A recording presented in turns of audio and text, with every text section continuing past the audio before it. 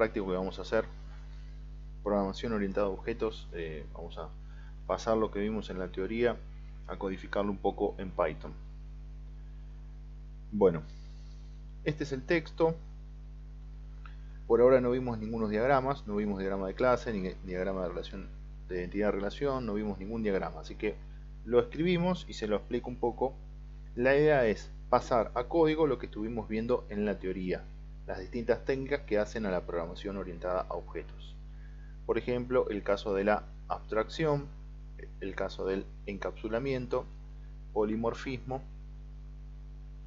Así que para poder pasar eso a código, bueno, vamos a usar la lógica que veníamos usando en la presentación, en los videos que le armé con estos temas. El ejemplo de, vamos a hacer una agenda para la escuela para almacenar información de alumnos, docentes, directivos y auxiliares. Para eso vamos a crear, o se pide que creen, la clase alumno, docente, directivo, auxiliar y la clase persona.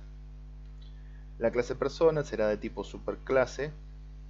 Ahí tenemos un ejemplo de abstracción, de manera que las clases alumno, docente, directivo y auxiliar puedan heredar los siguientes atributos.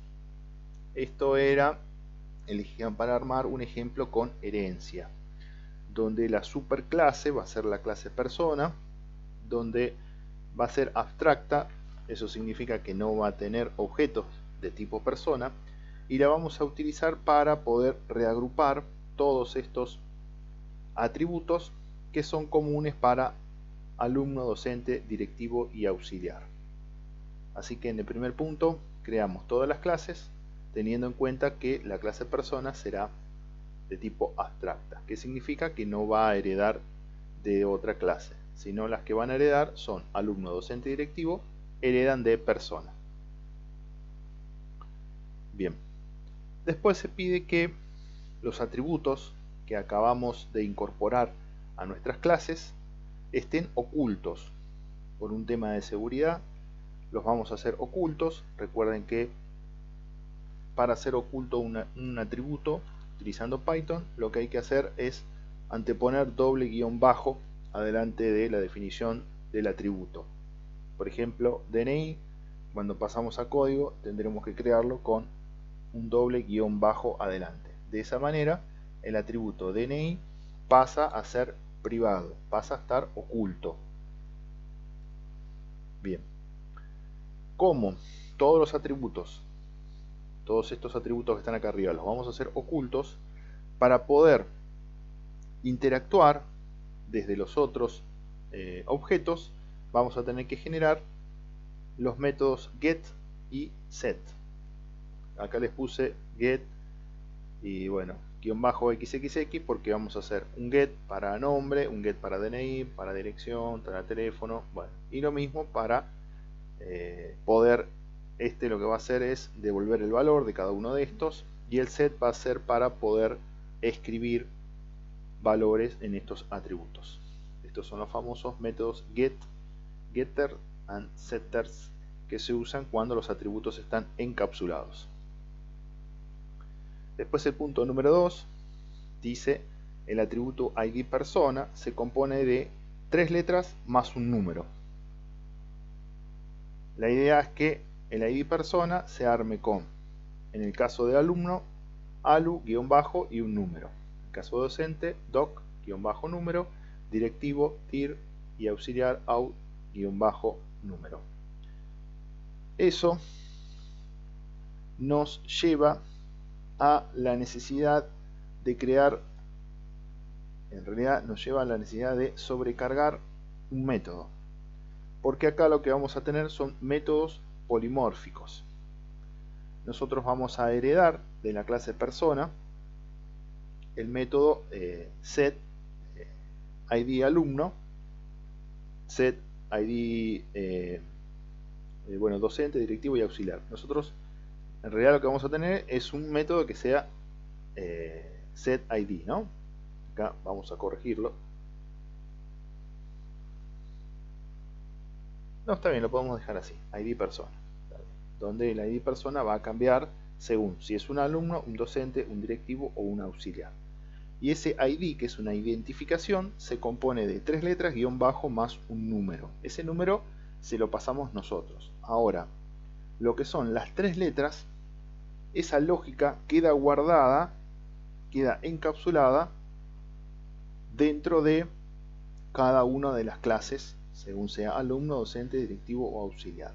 Entonces voy a tener que hacer la sobrecarga del método setIdPersona, que significa dentro de la clase alumno voy a tener un setIdPersona, dentro de la clase docente otro, directivo otro y auxiliar otro.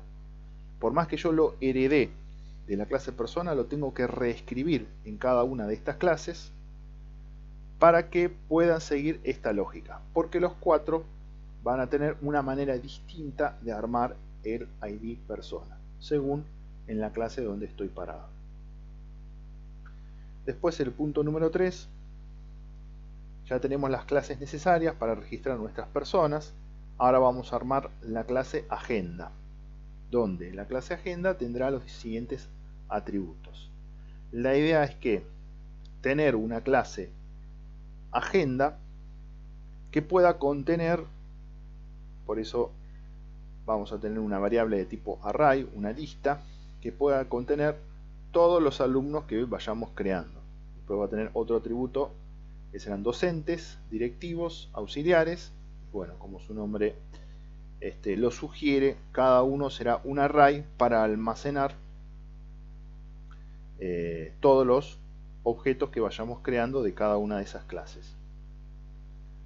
Después, la clase agenda va a tener los métodos para poder incorporar alumno, borrar alumno o listar. En realidad, esto lo vamos a tener multiplicado por cada una de las clases que tenemos.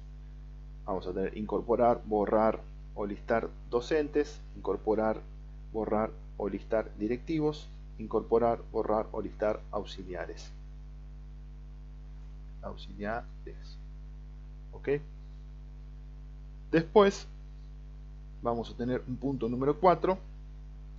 Ya tenemos nuestro esquema de clases. Ahora se pide, esto va a ser, volvamos acá al ejemplo que les había hecho yo.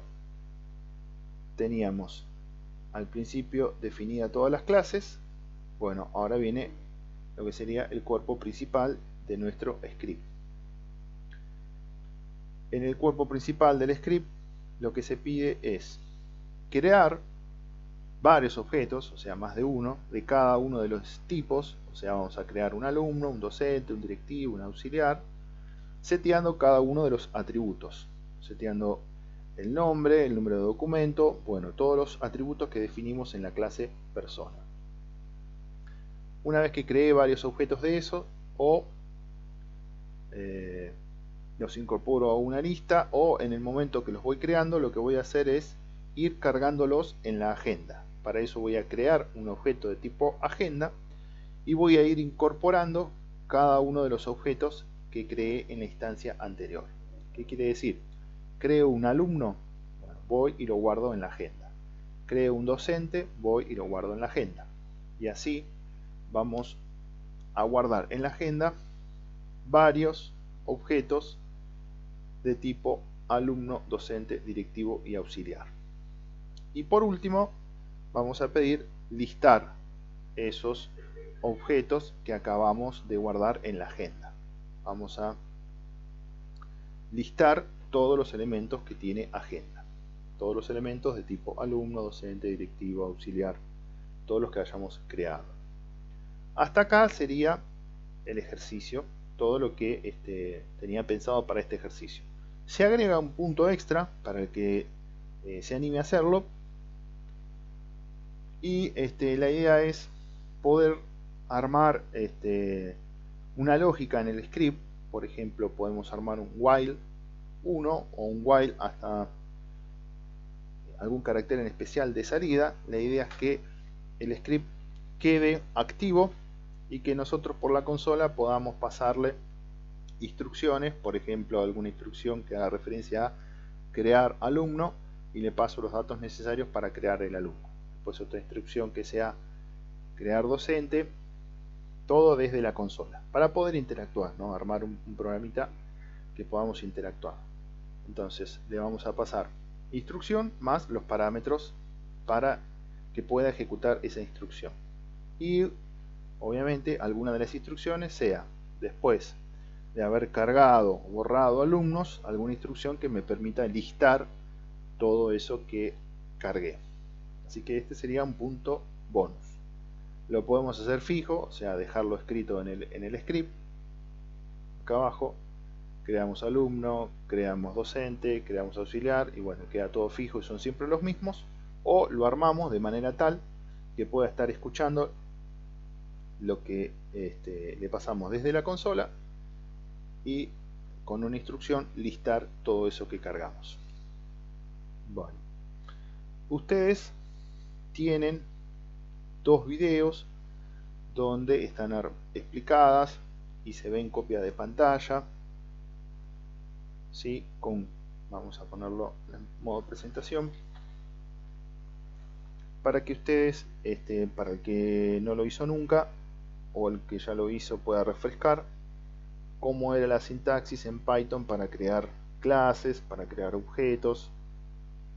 Así que toda esta teoría la tienen explicada en dos videos, y cada uno de los videos están explicados los conceptos que después se piden en el trabajo práctico, qué significa y cómo los codificamos. Por ejemplo, acá tenemos el encapsulamiento.